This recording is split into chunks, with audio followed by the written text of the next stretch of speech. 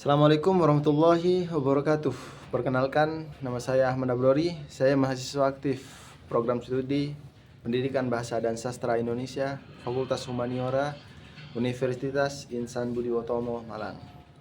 Sekarang saya mempunyai tugas teman-teman, yaitu membuat video tugas ujian akhir semester Bahasa Indonesia yang berjudul apa penyebab bullying dan gimana cara mencegahnya atau cara memberantaskannya. Seperti itu teman-teman.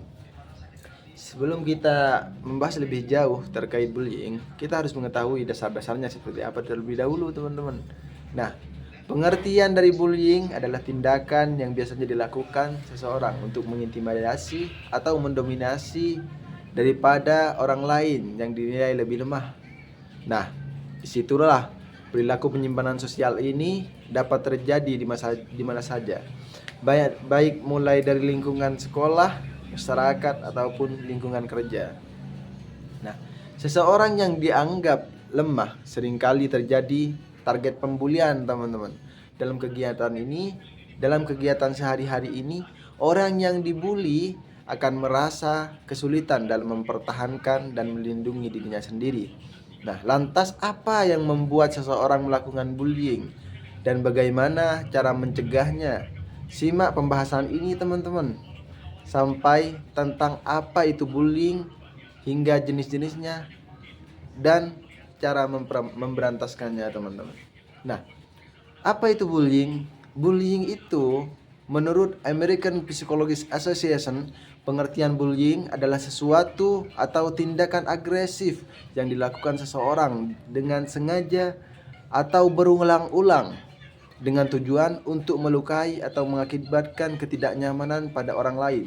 Bullying ini biasanya dilakukan secara fisik, lisan maupun cara lain yang lebih halus seperti memaksa atau memanipulasi. Mate. Kata malah. Nah, bullying ini adalah tindakan penindasan yang seringkali dilakukan secara berkelompok ataupun secara individu, teman-teman. Nah, pada lingkungan sekolah, biasanya kelompok yang melakukan bullying ini cenderung merasa berkuasa dan menganggap anak lain lemah daripada mereka. Nah, hal yang sama juga dapat ditemukan di lingkungan kerja dan juga sosial lainnya. Orang-orang dengan kekuasaan memiliki kecenderungan untuk melakukan tindakan semena-mena ini. Nah, untuk selanjutnya ini ada pun beberapa contoh yang sulit dideteksi tentang bullying adalah intimidasi, ancaman, dan pengucilan. Meski tidak meninggalkan bekas fisik, tindakan-tindakan bullying tersebut tetap berdampak negatif terhadap kesehatan mental atau mindset pikiran orang-orang, teman-teman. Nah, adapun beberapa penyebab bullying. Keinginan untuk melakukan bullying tidak muncul dengan sendirinya, teman-teman. Faktor penyebabnya dapat berasal dari lingkungan keluarga, sosial, maupun diri sendiri. Adapun beberapa penyebab seseorang melakukan bullying adalah sebagai berikut. Nah, melihat orang tua yang sering bertengkar, itu juga berdampak pada pelaku. Karena kenapa? Pola asuh orang tua yang tidak sehat, terlalu dibebaskan, keras maupun kekurangan kasih sayang dan perhatian. Pernah menjadi korban tindak kekerasan. Itu yang nomor 2, teman-teman. Memiliki rasa percaya diri yang rendah, sulit dalam bersosialisasi kepada orang lain.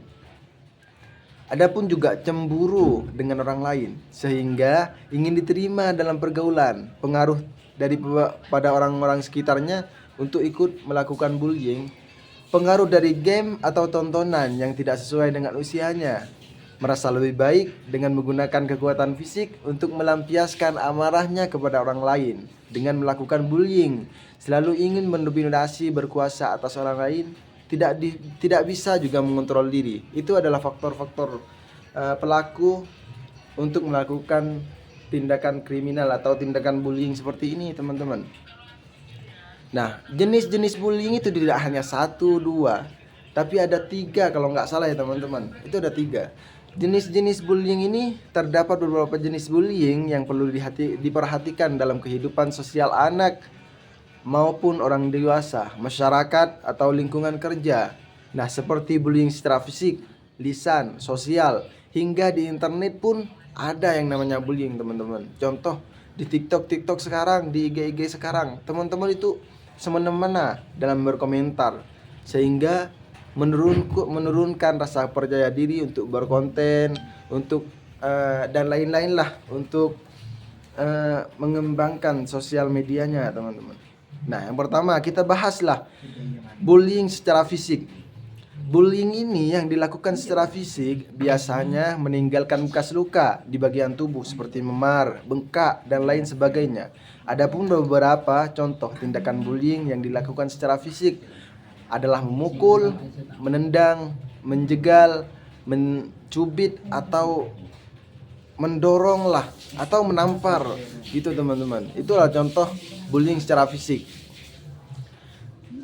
Selanjutnya itu kita bahas bullying secara lisan. Nah, ini secara lisan ini sering terjadi di kehidupan kita, teman-teman. Bagaimana tindakan bullying juga bisa dilakukan secara lisan, seperti menghina, mengejek, dan mengolok orang lain. Meskipun tidak meninggalkan luka yang terlihat secara fisik, bullying secara lisan merupakan jenis pelecehan yang ditargetkan seperti kepada mindset, pikiran. Itu juga sangat berdampak ini, teman-teman. Bullying secara lisan ini sering banget saya dengar di kehidupan mahasiswa, masyarakat, sosial, bahkan di sekolah anak SD pun banyak ini, teman-teman. Tindakan bullying secara fisik ini. Nah, bullying secara sosial itu biasanya dilakukan secara sosial, biasanya mudah dideteksi. Maka dari itu jenis bullying ini sering dikenal sebagai penindasan terselubung atau covert bullying. Tujuannya adalah untuk merusak reputasi seorang dalam lingkungan sosial. Adapun beberapa contoh bullying secara sosial ini menyebarkan kebohongan atau gosip tentang seseorang, atau sering disebut dengan gibah. Itu sering saya dengar, teman-teman. Sehabis ibu-ibu itu datang daripada muslimatan atau apalah itu, masih mampir di pertigaan untuk membicarakan gibah-gibah seperti itu, teman-teman. Nah, ini bukan menuju kepada ibu-ibu saja, melainkan banyaklah masyarakat seperti itu, teman-teman. Mohon maaf ya. Nah, melontarkan lelucon untuk melontarkan lelucon untuk mempermalukan sebuah individu itu sering terjadi. Yang terakhir itu mendorong orang lain sekitar untuk mengucilkan seseorang. Tetapan sinis yang ditunjukkan untuk mengintimidasi seorang individu kepada individu lain sehingga namanya tercoreng. Itu sekarang juga terjadi, teman-teman, di bullying secara sosial. Nah, bullying secara internet yang sering saya tadi bilang seperti di TikTok, sosial media, itu ada, teman-teman. Itu yang sering disebut dengan cyberbullying. Nah, adalah bentuk tindakan agresif yang ditujukan kepada seseorang melalui teknologi. Umumnya, cyberbullying ini terjadi di media sosial seperti game online atau platform lainnya, atau TikTok, IG, sosial media yang sudah booming sekarang, teman-teman. Bullying ini di sini tidak dilakukan dengan tatap muka, melainkan secara virtual atau online. Mungkin contohnya yang saya tadi sebutkan, kayak komentar-komentar yang bisa melecehkan seseorang, bisa menurunkan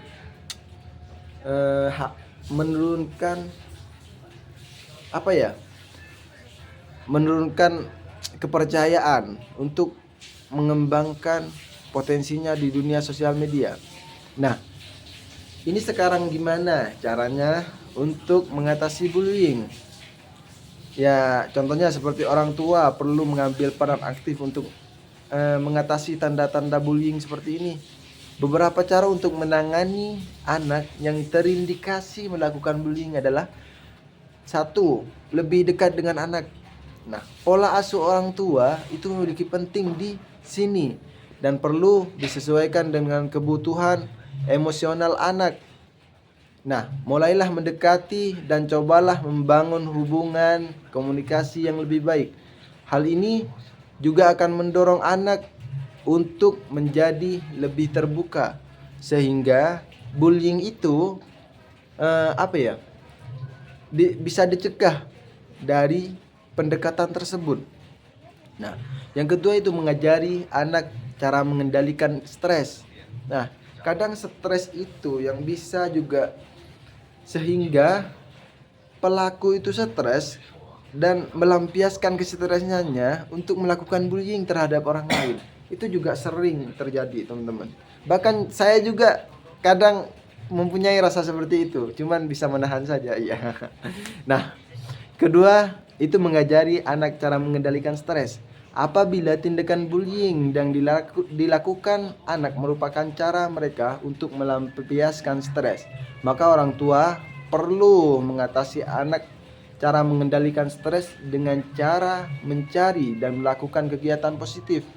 Kayak adapun kegiatan-kegiatannya aktif seperti olahraga, menghabiskan waktu di alam atau bermain dengan hewan, dapat menjadi bahan untuk membantu mengendalikan stres tersebut. Nah, yang selanjutnya itu mengawasi penggunaan gawai pada anak. Nah, ini juga sering, teman-teman. Yang mana screen time pada anak perlu dibatasi agar tidak menggunakan gawai terlalu lama.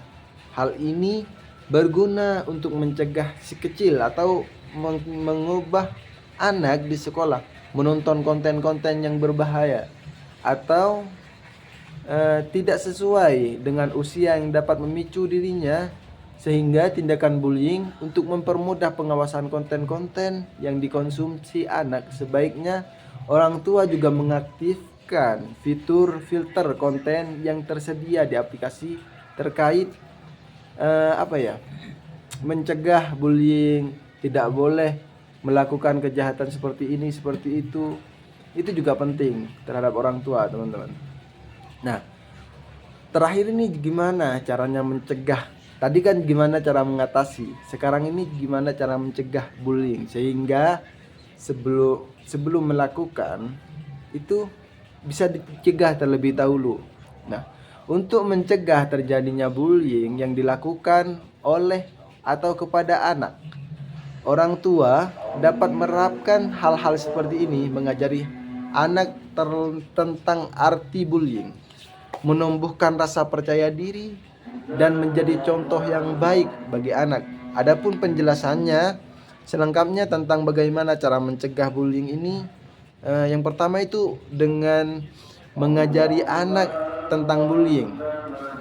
Itu bagus, teman-teman, karena sebelum melakukan bullying, teman-teman orang-orang itu sudah tahu dampak dari bullying itu seperti apa, sehingga di situ bisa dicegah sebelum melakukan bullying, teman-teman.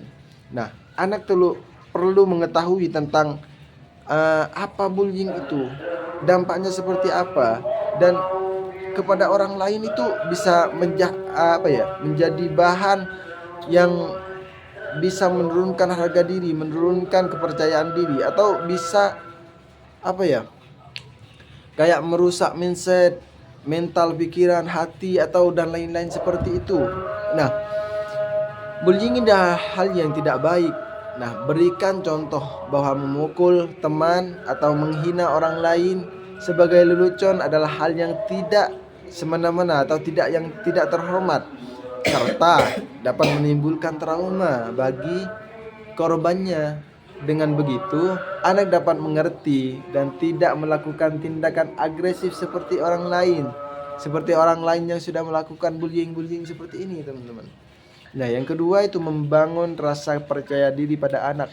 Nah, sehingga anak itu yang sudah percaya diri tidak akan melakukan seperti itu, teman-teman.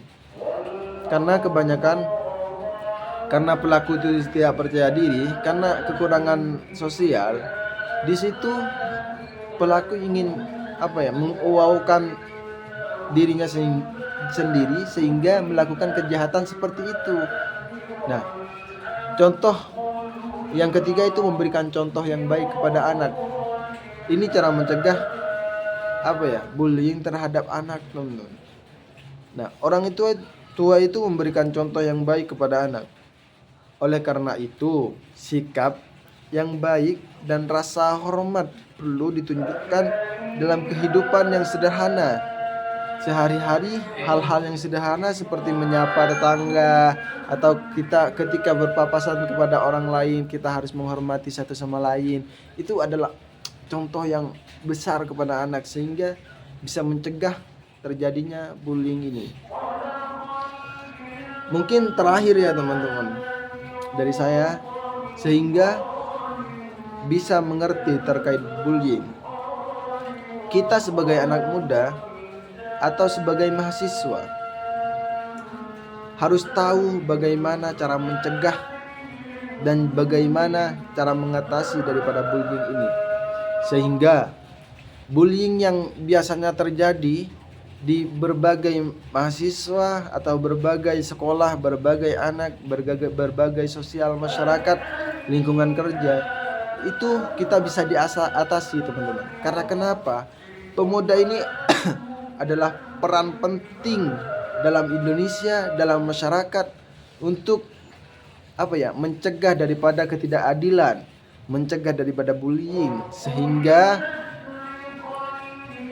orang-orang masyarakat atau mahasiswa, pemuda-pemuda, anak-anak sehingga menjadi hidupnya yang tentram, harmonis, tanpa adanya kejahatan bullying ini. Mungkin itu saja dari saya. Saya Ahmad Abdodi, izin pamit undur diri. Assalamualaikum warahmatullahi wabarakatuh.